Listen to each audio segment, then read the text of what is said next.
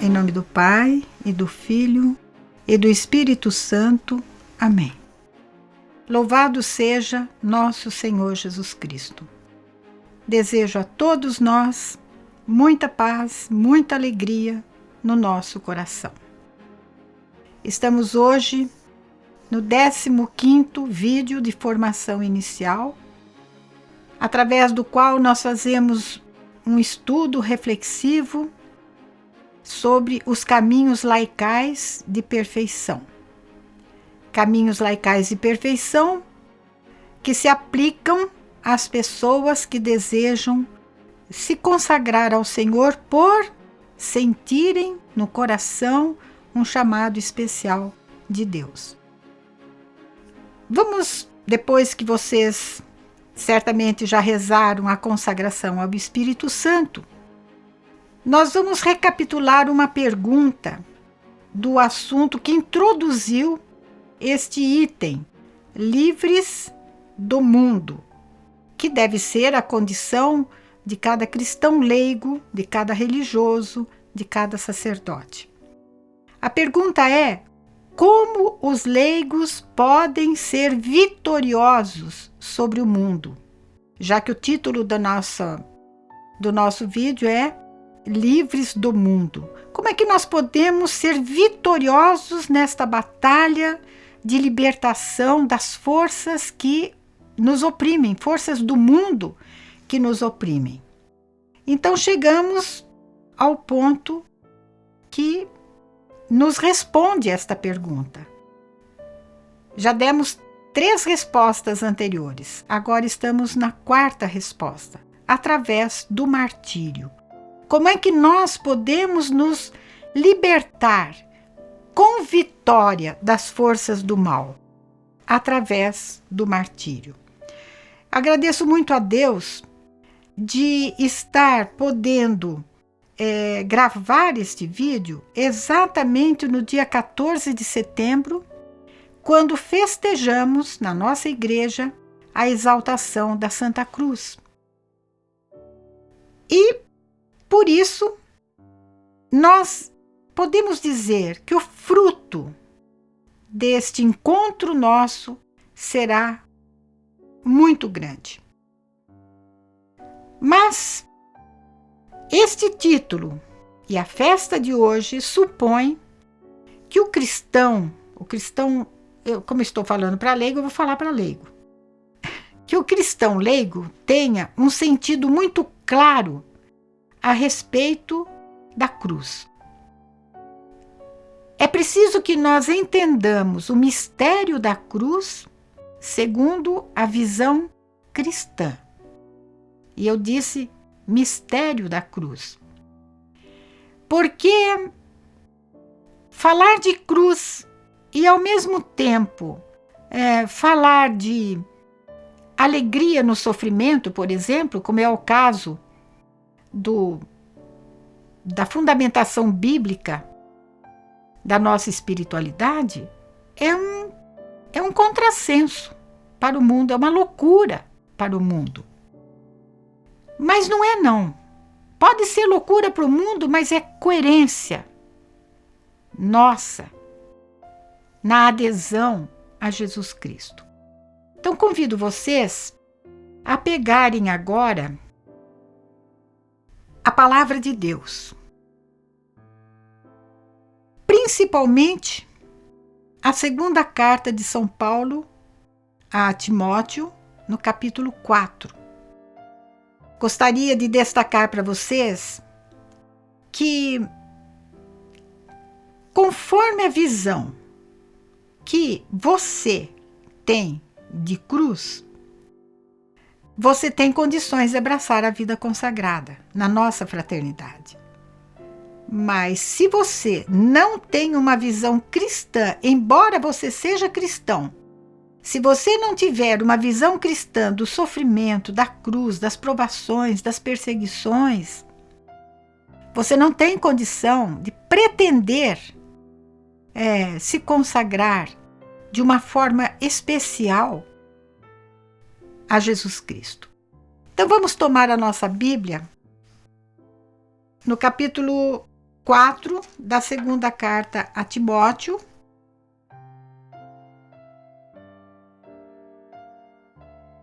E vamos ver o que lá está escrito nos versículos de 1 a 5. Diz o apóstolo: diante de Deus e do Cristo Jesus, que vai julgar os vivos e os mortos, eu te peço com insistência, pela manifestação de Cristo e por seu reinado. Proclama a palavra, insiste oportuna e inoportunamente. Convence, repreende, exorta, com toda a paciência e com a preocupação de ensinar. Pois vai chegar um tempo em que muitos não suportarão a sã doutrina, mas, conforme o seu gosto, se cercarão de uma série de mestres que só atiçam o ouvido. E assim, deixando de ouvir a verdade, eles se desviarão para as fábulas. Tu, porém, vigia em tudo, suporta as provações, faze o trabalho de um evangelizador, desempenha bem o teu ministério. Até aqui, São Paulo está falando ao seu discípulo muito querido, seu filho na fé, está falando a Timóteo coisas que realmente apresentam para nós a cruz dos missionários, a cruz dos evangelizadores, a cruz daqueles que se consagram ao reino de Deus por um chamado especial do Senhor. Não tem como nós querermos viver a dimensão missionária da nossa vida cristã sem que nós não nos vejamos, pelo menos na maioria desses pontos que São Paulo aconselha a Timóteo. Por exemplo, a preocupação de ensinar. Seja esta uma preocupação muito grave para nós. Por quê?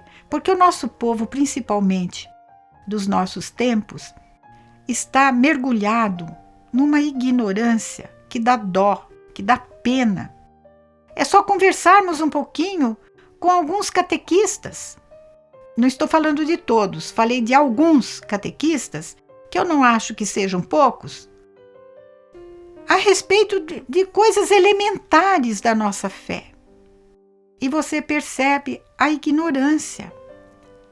Ignorância culpável ou não culpável, isto é por conta de Deus. Deus é que sabe. Mas nós não podemos perder o foco da missão que Deus confiou a nós, né? A nossa obra de misericórdia é espiritual, sobretudo, e se refere exatamente a este ponto, né? Ensinar os ignorantes. Não só alfabetizando, promovendo uma educação de valor mesmo, uma educação verdadeira, né? uma instrução verdadeira do povo, mas, sobretudo, a educação religiosa. Cabe a nós, cabe a você, cabe a mim, preocupação. E qual é o nosso sofrimento diante desses que, como diz aqui, não suportam ouvir a sã doutrina da fé?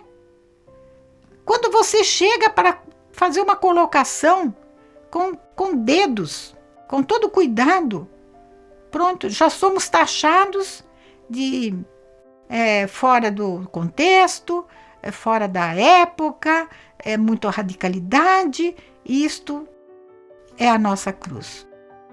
É a cruz da rejeição de Deus e da Igreja por parte de tantos aqueles com quem nós nos encontramos. No mesmo capítulo 4 da segunda carta a Timóteo, nos versículos seguintes, 6 até 8, nós vamos ver o testemunho cristão sobre a cruz e a esperança que a cruz nos merece para nós. Quanto a mim, agora diz Paulo como cristão evangelizador, mas sobretudo como cristão, quanto a mim, já estou sendo oferecido em libação, pois chegou o tempo da minha partida. Combati o bom combate, terminei a corrida, guardei a fé.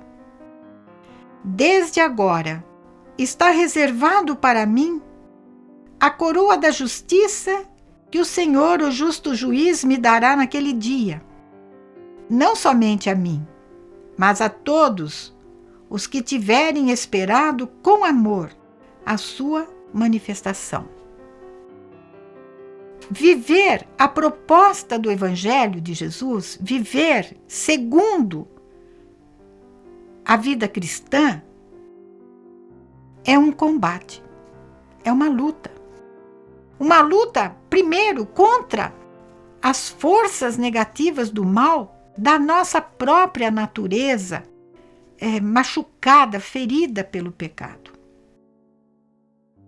E depois, o combate também contra as forças do mal que agem nas pessoas e que, por isso, criam um mundo de contradição com relação àqueles que querem viver a sua fé na radicalidade da proposta de Jesus. Eu sei que, falando em radicalidade, as pessoas se sentem até assim meio que arrepiando, porque nós não gostamos de uma linguagem assim exigente do Evangelho. Por exemplo, quanto nós estamos ouvindo o povo falar, esse Papa sim, esse Papa Francisco veio para facilitar as coisas para nós. Em algum aspecto, sim. Mas, por enquanto, o que ele está dizendo, o que ele está falando, nada mais do que reforça as coisas que fazem parte da nossa tradição e do magistério da Igreja. Portanto, não vamos confundir as coisas. Vamos ter bom senso, retidão no pensar, no julgar e muita sabedoria para interpretar as coisas. Nós estamos então falando sobre o martírio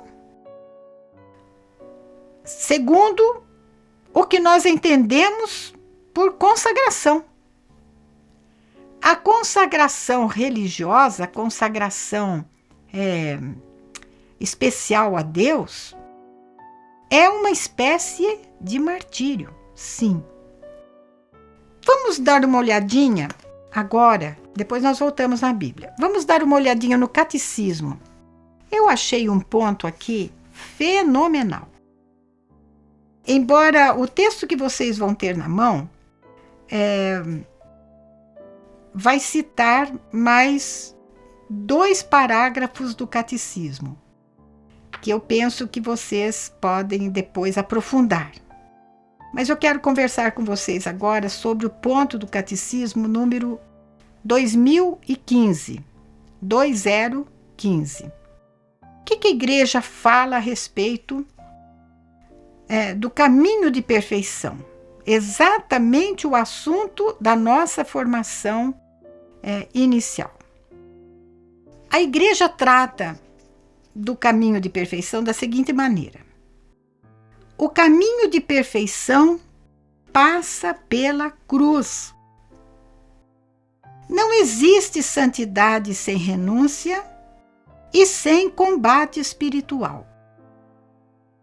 O progresso espiritual envolve, olha bem, o progresso espiritual. Você quer progredir espiritualmente? Esse progresso espiritual envolve ascese, um exercício das virtudes cristãs, que exige renúncia, e mortificação, que conduzem gradualmente, aos poucos, a viver na paz e na alegria das bem-aventuranças. Parece que isso foi escrito para nós.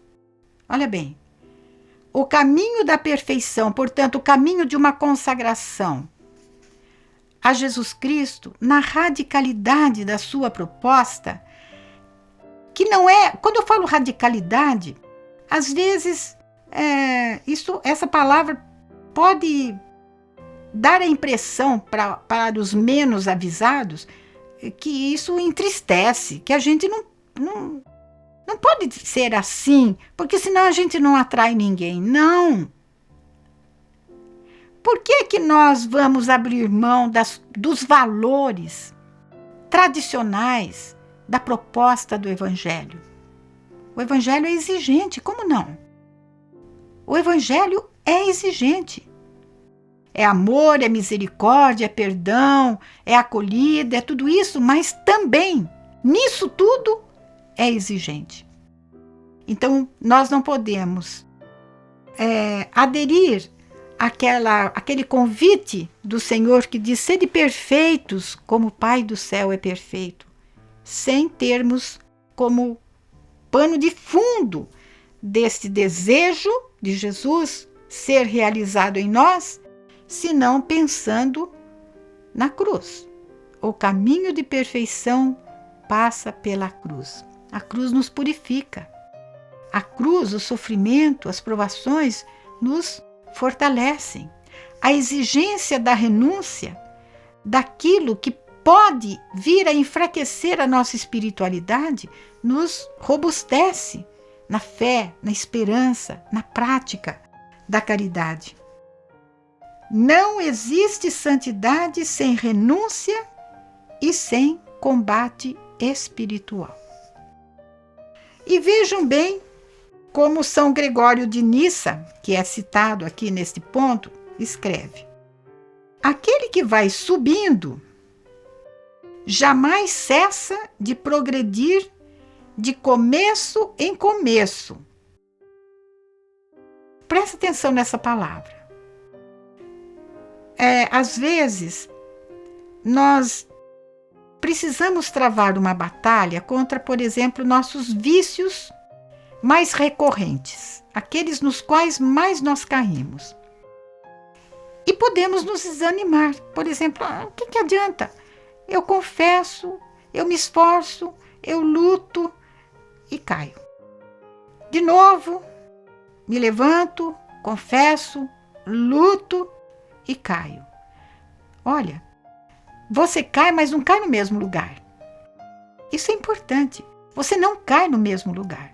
Se você se confessa com fidelidade, com sinceridade, um desejo real de conversão, se você se confessa, se levanta, de novo, continua na busca da sua perfeição, no combate ao seu vício dominante e na prática da virtude, se você vier a cair, e provavelmente vai cair, você não cairá no mesmo lugar.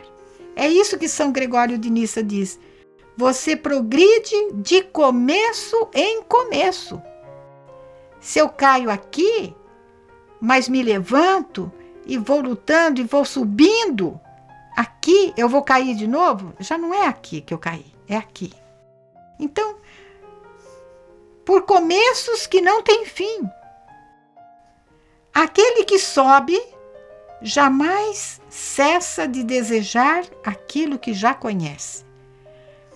O que é que nós conhecemos da vida de intimidade com Jesus? O que mais nos dá satisfação, prazer, ânimo, vontade de continuar, de mais ainda? Por exemplo, a experiência da palavra de Deus, que ela é viva, ela é eficaz. A palavra de Deus produz aquilo que ela anuncia. É uma imensa, grandiosa experiência do Senhor. Uma confissão bem feita, que marque mesmo um recomeço. Olha aí, que maravilha! Um momento de oração conduzido assim com seriedade, com espírito mesmo, guiado pelo Espírito Santo. Que maravilha! Mas não nos iludamos, porque a própria oração pode vir a ser para nós, e certamente é, um combate espiritual. Nós vamos ver isso no catecismo de novo. Vamos ver isso no catecismo no ponto 2725, que trata deste subtítulo Martírio e Oração. 2725. Vamos ver onde que está aqui. 2725. Nós estamos nesse semestre falando sobre oração, neste ano, aliás, né? Falando sobre oração, falando sobre o Pai Nosso, agora no segundo semestre, mas vejam bem, neste ponto 27 e 25 do Catecismo, tem como subtítulo o combate da oração. A oração é um dom da graça. Se Deus não me dá a graça da oração, eu não rezo. Eu não rezo. Se você reza, é por graça de Deus. Se você tem essa coragem de separar um tempo do seu dia para estar com o Senhor, é graça, é por graça de Deus. Mas é também resposta decidida da nossa parte. Deus me dá a graça, mas precisa que eu corresponda a essa graça. A oração supõe sempre um esforço. Os grandes orantes da antiga aliança antes de Cristo, como também a Mãe de Deus e os santos, com ele, com Jesus, nos ensinam. A oração é um combate. Contra quem? Contra nós mesmos. Olha que lindo. Contra nós mesmos. E contra os embustes do tentador, que tudo faz para desviar o homem da oração, da união com seu Deus. Reza-se como se vive, porque se vive como se reza. Se não quisermos habitualmente agir segundo o Espírito de Cristo, se não quisermos ser dóceis ao Espírito de Cristo, também não poderemos habitualmente rezar no nome de Cristo. O combate espiritual da vida nova do cristão. Imagine isso, do cristão que quer fazer do seu batismo um compromisso de mais radicalidade. O combate espiritual da vida nova do cristão é inseparável do combate da oração. E a minha pergunta: como está a nossa oração? Como está o nosso trato com o Senhor? Naquele momento intensivo e nos momentos extensivos ao longo do nosso dia. Como está o nosso trato com o Senhor? O nosso diálogo com Ele. Eu preciso prestar muita atenção, eu preciso estar atenta ao meu tempo de oração, porque a minha tendência é transformar o meu tempo de oração num momento de preparação para a pregação.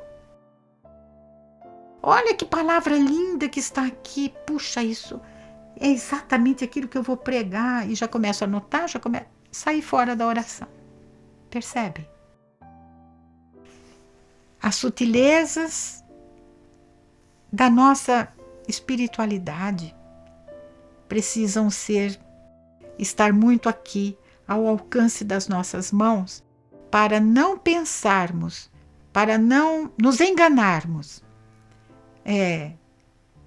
considerando o tempo da oração como um tempo também de preparação para a pregação.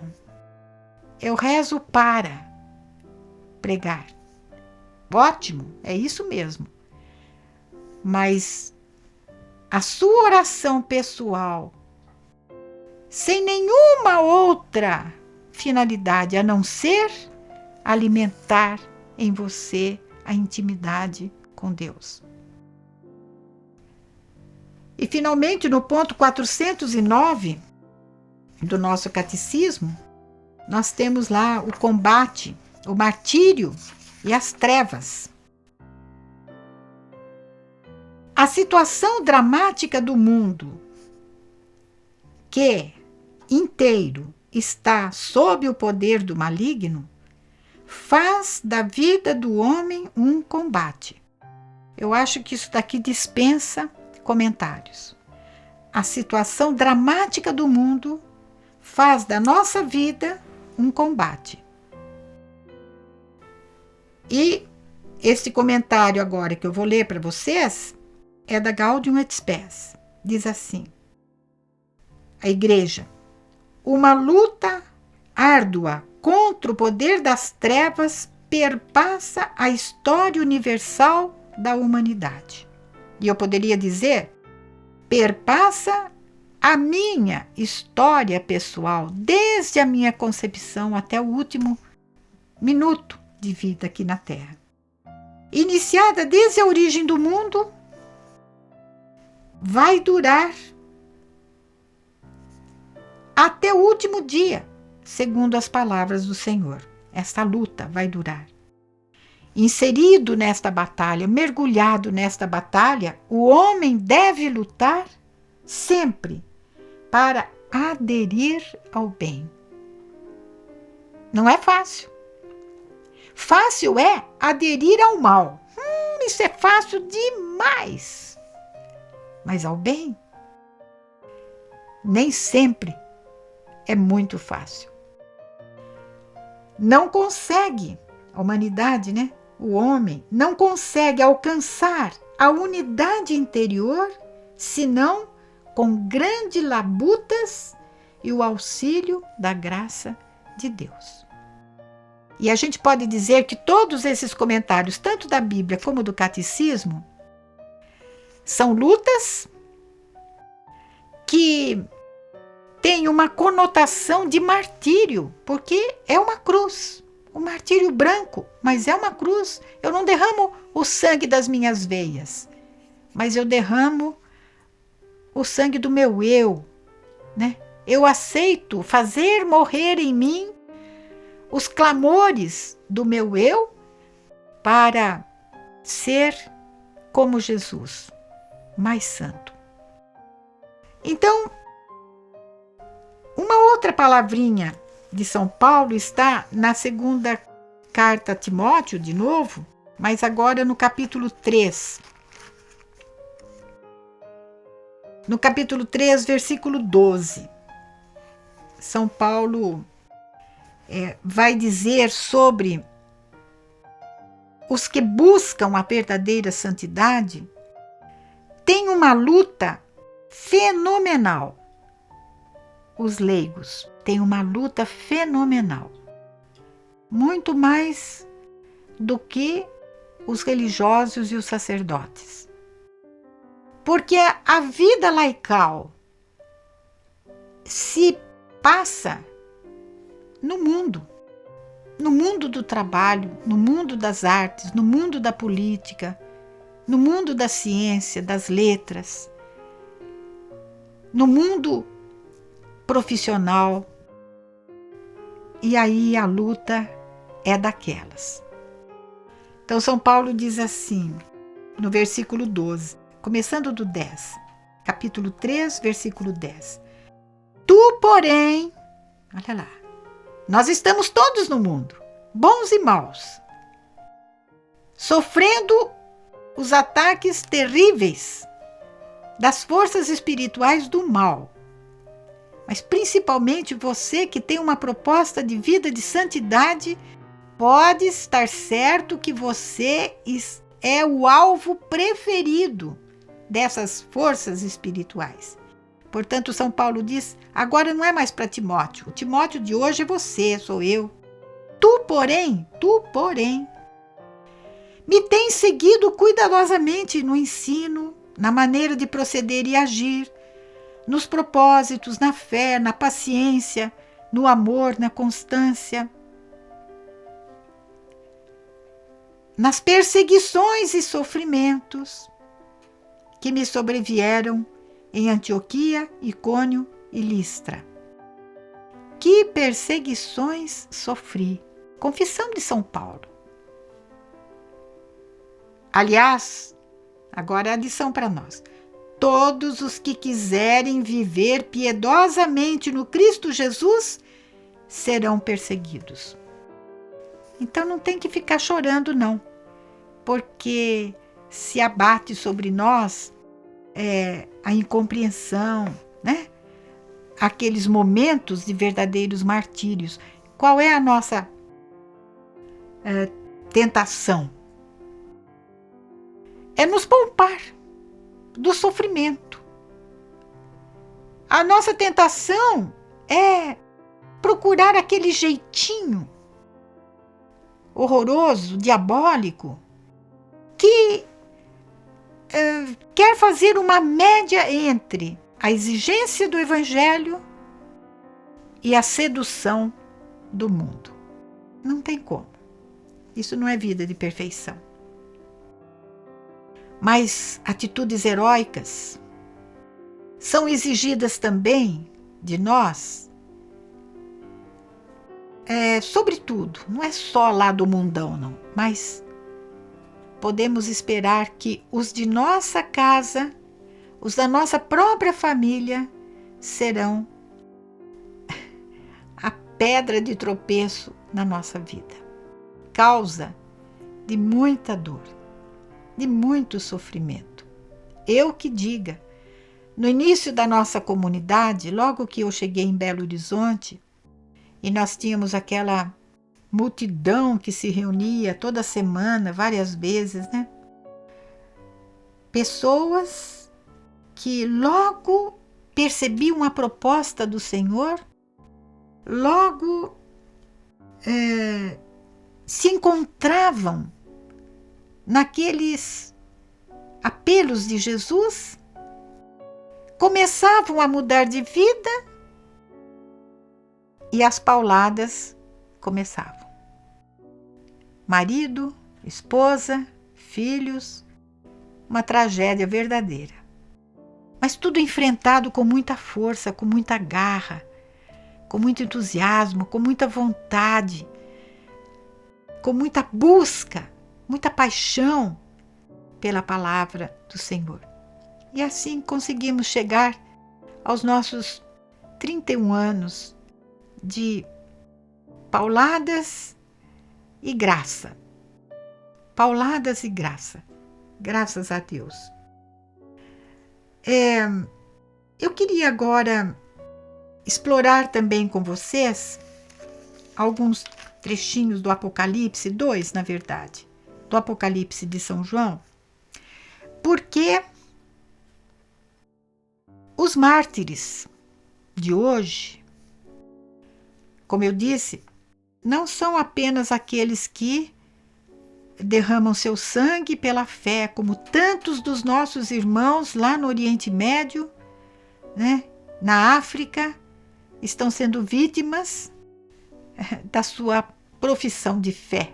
Não renunciam ao seu cristianismo, para espanto de nós aqui do Ocidente.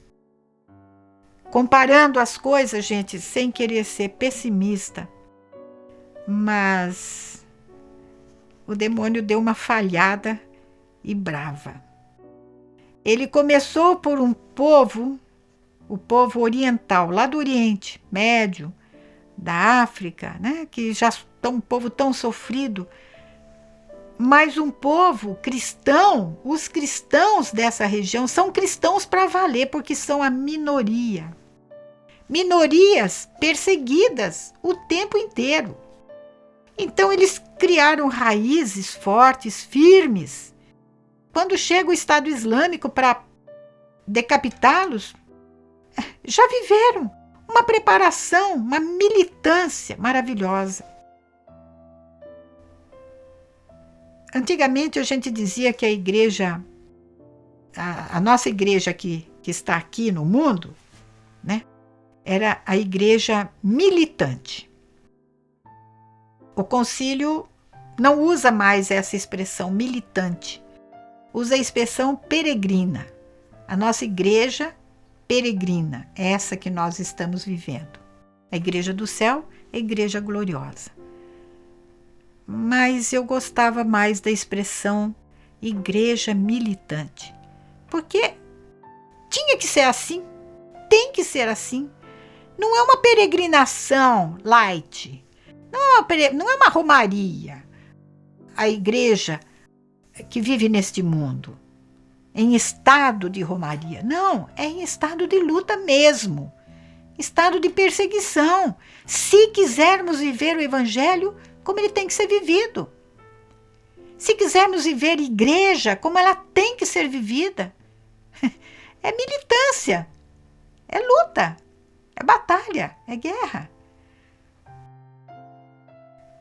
No Apocalipse capítulo 12, nós vemos lá a luta do dragão contra a mulher, e esse texto é usado nas festas de Nossa Senhora. No capítulo 12 do Apocalipse, versículo 17, João escreve assim: cheio de raiva por causa da mulher, aqui, essa mulher é o povo de Deus, é a igreja, e é a figura de Nossa Senhora. Cheio de raiva por causa da mulher, ou por causa da igreja, o dragão começou a combater o resto dos filhos dela, os que sobraram. Isto é, quem é esse resto dos filhos da igreja? Olha que bonito. Os que observam os mandamentos de Deus e guardam o testemunho de Jesus. Para nós guardarmos os mandamentos de Deus e para nós guardarmos o testemunho de Jesus, é luta, é guerra. Para não trairmos o nosso batismo, a nossa opção de vida. Isso tudo é muito exigente. Vocês que o digam. E no capítulo 13 deste mesmo Apocalipse, nós vemos a descrição da fera, a segunda fera. E como ela age. Versículo 16 e 17. Ela faz com que todos, pequenos e grandes, fera aqui são os poderes das nações, que impõem leis que massacram a fé, leis que tentam inviabilizar a vivência da coerência cristã. Esta fera faz com que todos, pequenos e grandes, ricos e pobres, livres e escravos, recebam uma marca na mão direita ou na fronte. E ninguém pode comprar ou vender, se não tiver a marca que é o nome da fera, aliás, o número do seu nome. Quem somos nós? Mártires de hoje. Somos aqueles que não se deixam marcar nas mãos e na fronte pelo nome da besta. Não nos deixamos marcar pelo apelo do mundo a vivermos uma vida de moleza, de descompromisso, de infidelidade para com Deus e a sua igreja. Na primeira carta aos Romanos, na primeira carta aos Coríntios, no capítulo 4, eu vejo um gancho com êxito do Apocalipse. Nós não nos deixamos marcar pelo mundo, porque trazemos o sinal da cruz que abraçamos no batismo, que nos marcou no batismo. E isto faz de nós, olhem bem o que diz aqui o apóstolo na primeira carta aos Coríntios, capítulo 4, versículo 9. Na verdade, parece-me que Deus nos apresentou a nós, apóstolos, em último lugar, como pessoas condenadas à morte. Agora, tornamo-nos um espetáculo para o mundo e para os anjos. Paulo está certamente pensando na perseguição que havia no tempo dele, perseguição horrível de Nero. E ele diz: nós cristãos nos tornamos um espetáculo para o mundo, os romanos que ficavam lá no circo romano, né? Vendo a matança dos cristãos, mas também nos tornamos espetáculo para os anjos. E no meio daqueles que assistiam o martírio dos cristãos, quantos se convertiam? Pelo modo como eles se comportavam diante de uma morte horrorosa. Cantando,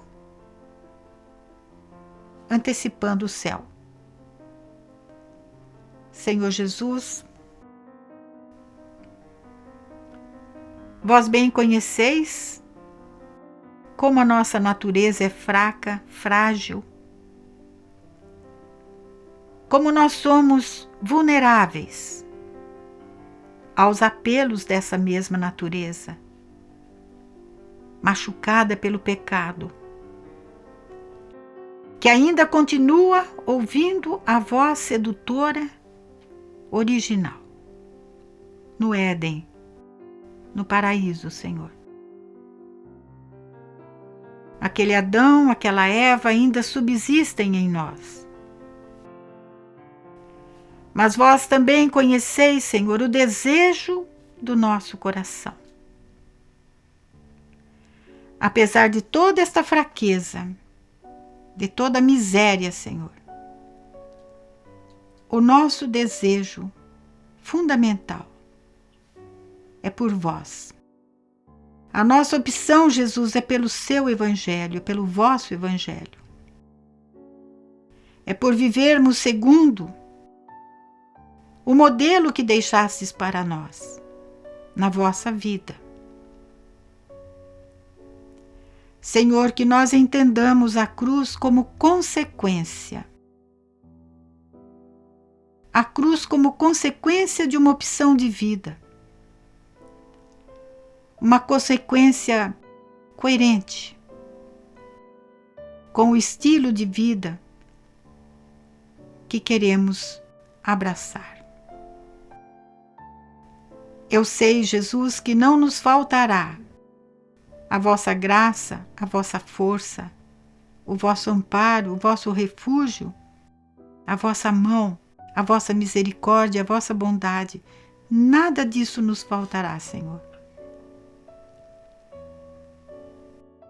Por isso, Jesus, nós nos abandonamos ao vosso agir, ao vosso querer, bendizendo o vosso nome, glorificando-vos, Senhor, na cruz e na ressurreição. Assim seja. Amém. Vamos então agora ao nosso compromisso, né, gente? Compromisso da semana.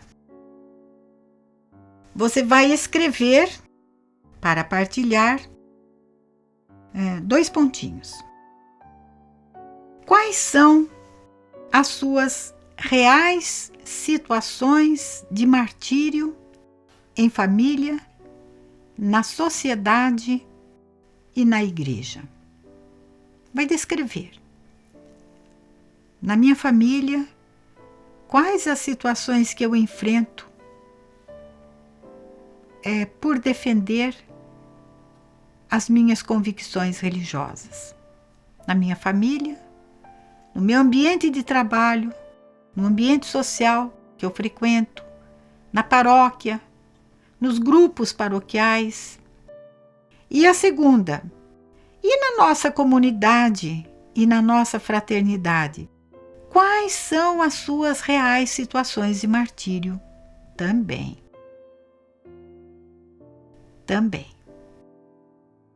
Louvado seja nosso Senhor Jesus Cristo.